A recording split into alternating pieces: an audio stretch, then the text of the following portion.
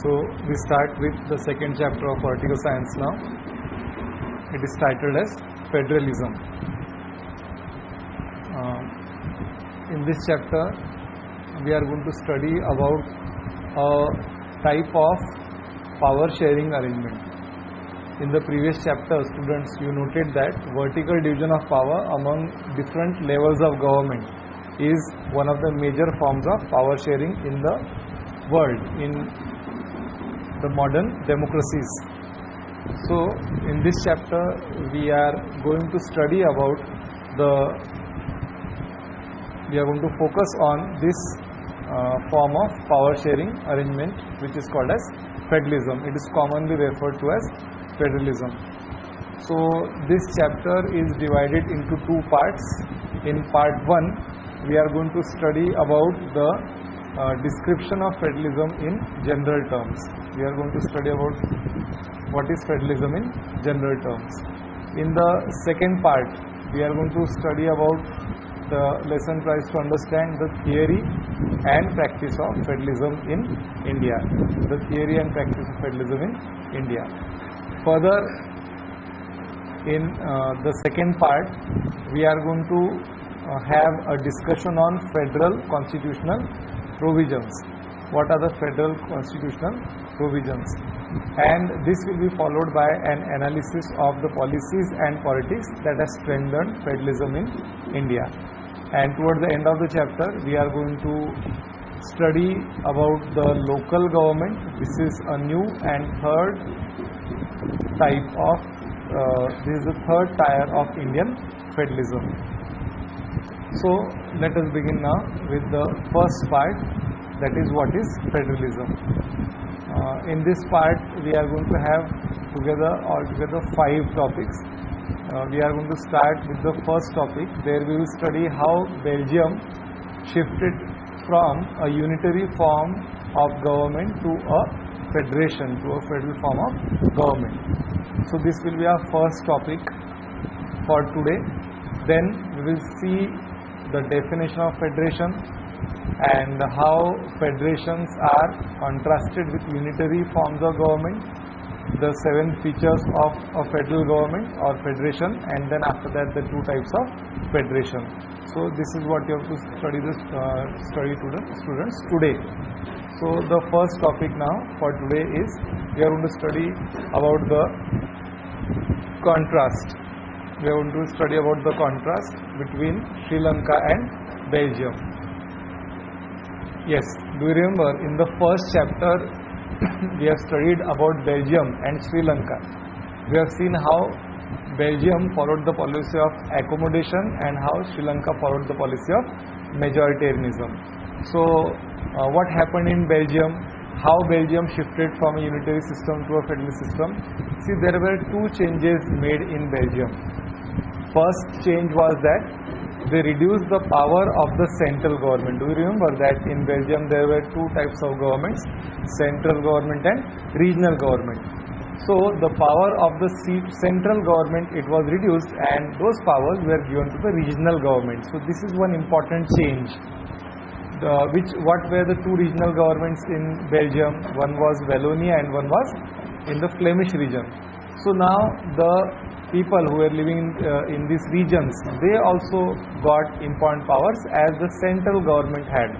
So this is a power sharing arrangement. And secondly, the regional governments were given constitutional powers.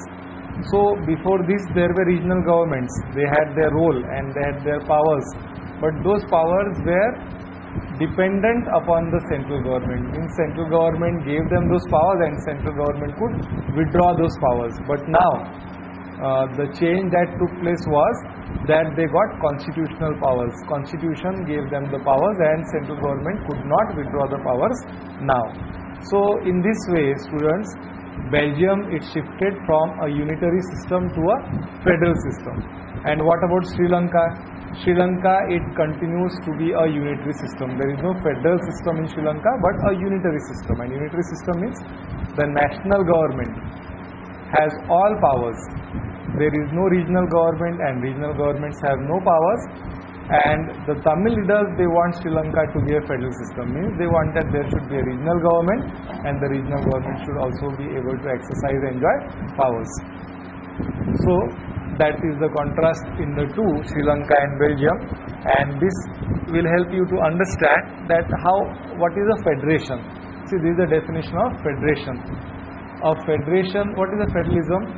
It is a system of government in which the power is divided between a central authority, that is the national government, and various constituent units, that are the states or provinces of the country. So once again, a system of government in which the power is divided between the central government. Remember Belgium. In Belgium, the power is divided between central government and various constituent units. These are the regional governments.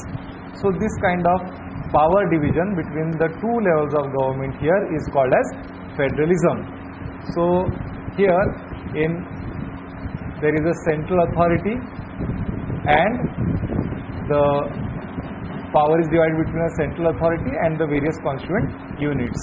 So usually there are two levels of government, and sometimes, as in India, there is one more level of government. About that we are going to study later. So usually there are two levels of government. What are these two levels of government? One is the government for the entire country, that is responsible for a few subjects of common national interest. For example, defense of the country. Okay, now this is of common national interest for all the people of India. So the central government, it is responsible for this subject. So central government, it is responsible for a few subjects of common national interest. And then there are regional governments, like in India they are called as the state governments, and they look after much of the day-to-day administering. So this is their responsibility. They look after much of the day-to-day administering. But one thing we should remember here, note, is that both enjoy powers independent of the other. Means the central government is not dependent on the state government, and the state government is not dependent on the central government. So the next topic we are going to study now is how federations are contrasted with unitary systems. Already we have seen the example of Belgium and Sri Lanka. Keep that in mind. When we talk of Belgium, it is a federal system, and Sri Lanka is a unitary system. Here we will see how they are different, how federations are different from unitary systems. First is federations. Central government and provincials or state governments, they enjoy power independent of the other. This we have seen just now, that they are not dependent on one another. Second point is, central government cannot order the state government to do something. Means the subordinate, it is not subordinate. State government is not subordinate to the central government, and central government cannot pass on orders to the state government. And they have their own power, they have constitutional power, and they are not answerable to the central government. The state governments are not answerable to the state governments. And then what about the unitary system? Sri Lanka, see, there is either one level of government, only one level, means only national government, or sometimes there is central government as well as constituent states, means subunits here. But these subunits, they are dependent on the central government, and central government can pass on orders to the provincial or local government. So this is the difference in the federations and unitary systems. So now we will understand what are the key features of federalism. What are the features of a federal government or federalism? See, first is that there are two or more levels of government. Remember India. In India there are two or more levels of government. In India we have three levels of government. And this is the first feature, that there are two or more levels of government. Then the second feature is that different levels of government, they govern the same citizens but have separate jurisdiction in specific matters of legislation. See, different governments have separate jurisdiction. Take for example the central government.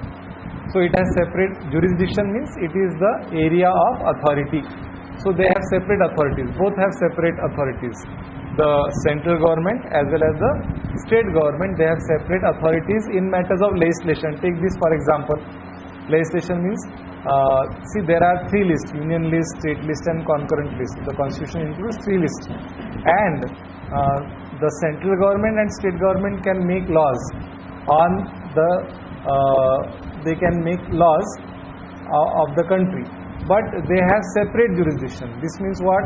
That the central government can make separate laws, and the subjects on which they can make laws are separate, are different, and the state government also can make laws, and the subjects for making laws of the state government are different. In this way, the different levels of government have separate, they enjoy separate jurisdiction. It can be related to making laws, it can be related to imposing taxes, it can be related to administration. So these are the 2 points. So understood 2 features. First is that there are 2 or more levels of government, and second feature is that the different levels of government, they enjoy separate jurisdiction in matters of legislation, taxation and administration. Now we look at the third key feature. What is that? That the jurisdictions, means their authority, are specified in the constitution. This means that the authority of the 2 levels of government, it is specified in the constitution, means their existence and authority is constitutionally guaranteed. The existence and authority of the 2 levels of government is constitutionally guaranteed. Now look at the fourth feature. That is, the fundamental provisions of the constitution cannot be unilaterally changed. So the basic structure of the constitution, changes cannot be made there in this kind of power sharing arrangement by only one level of government, that is the central government. So consent is required by both the levels of government if some fundamental provisions of the constitution have to be changed. This is the fourth feature. Now the next feature, the fifth one, is courts interpret the powers, and the court interprets the constitution and the powers of these levels of government, and the highest court acts as an umpire. If there is a dispute in relating to the exercise of their respective powers, so between the central government and the state government, if there is any dispute related to the exercise of powers, so who resolves the dispute? The highest court. It acts as umpire to resolve the dispute. Related to what? Related to the exercise of their respective powers. These are the 5 points we have finished. Now the money, revenue, source of revenue, they are specified in the constitution. They are also specified in the constitution, and why this is done? To ensure their financial autonomy, means their freedom, financial freedom, it is guaranteed, it is ensured by making provisions in the constitution regarding what? The source of revenue, from where they are going to get the revenue. And the last is the federal system. It has 2 objectives. 2 objectives are, first is to safeguard and promote unity of the country. Federalism wants that India should remain united, and at the same time it also wants that what should be accommodated? The regional diversity. So 2 things should happen at the same time. The diversity also should be accommodated, the diversity of the people. At the same time, the people, they should remain in our country. All the states, they should remain in our country. We should have such kind of relations. There should be cooperation between the central government and the state governments, so that there is unity. And of course, their diversity also should be accommodated. So here I am telling you that these are the 2 types of, these are the 2 ways through which the federations, they have been formed. So the first way is called as the coming together federations, and the second is the holding together federations.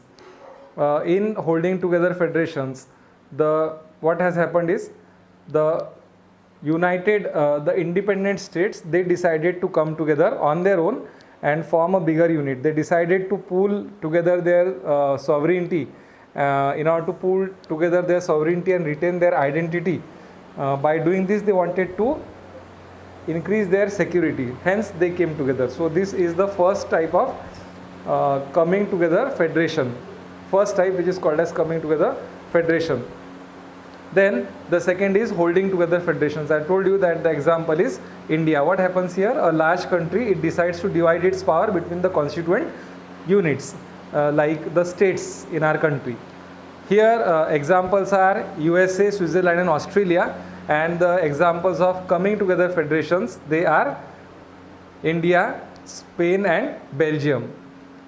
The third point is that all the constituent states in coming together federations, they have equal powers. Like for example, in USA there are 50 states. So all the 50 states, they have identical powers. But this is not the case in holding together federations. There the constituent units, they have unequal powers. They do not have identical powers. For example, the state of Assam or Nagaland, they have been given special powers. So the powers are not equal where in holding together federations. And third, last point is that in coming together federations, all are strong vis-a-vis, that is in relation to the federal government. Means all the states, they are as strong as the federal government. For example, in USA, all the 50 states, they are as strong as the federal government is.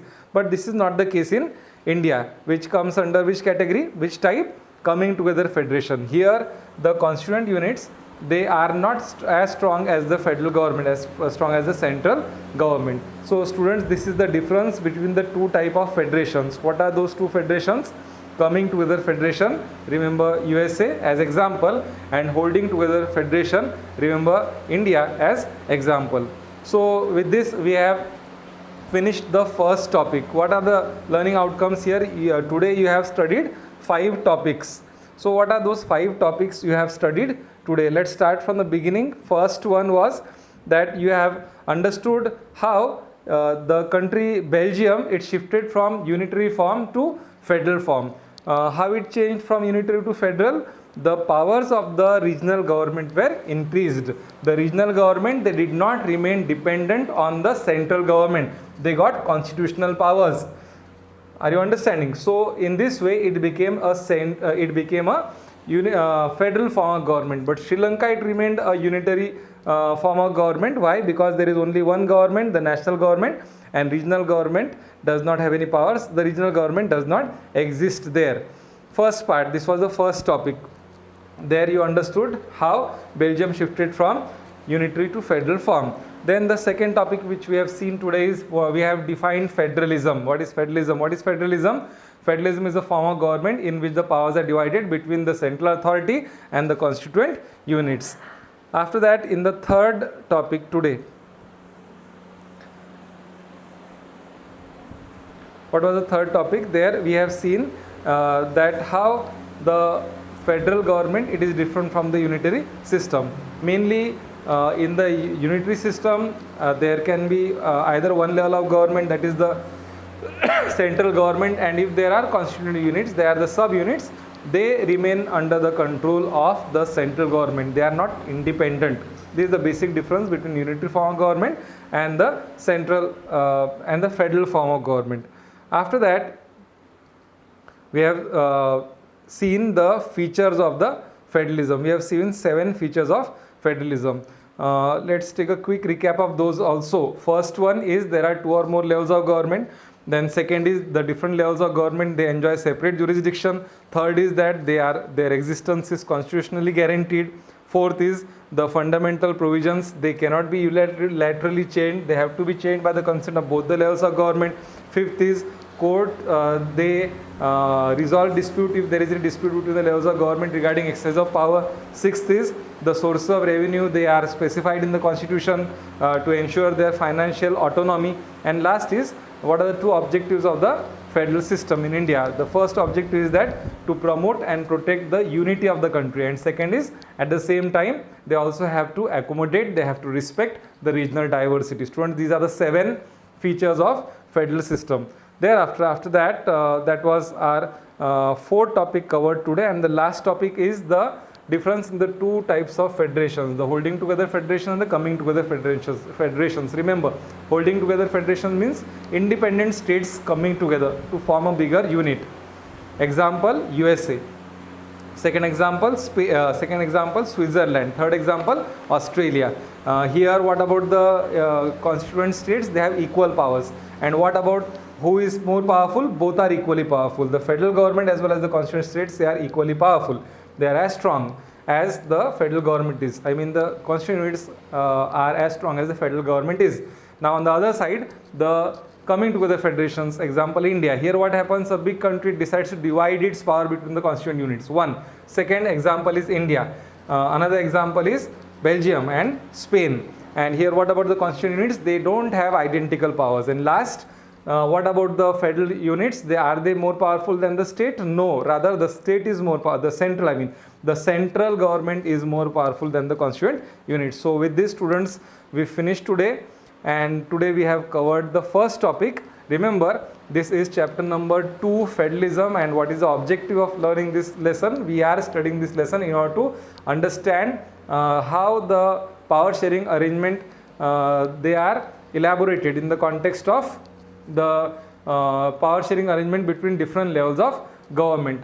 So in the first part today, we have seen what is federalism. So as I have told you earlier, this lesson is divided into 2 parts. First is what is federalism in general terms we have studied today, and from tomorrow we are going to start the the second part is about the theory and practice of federalism in India.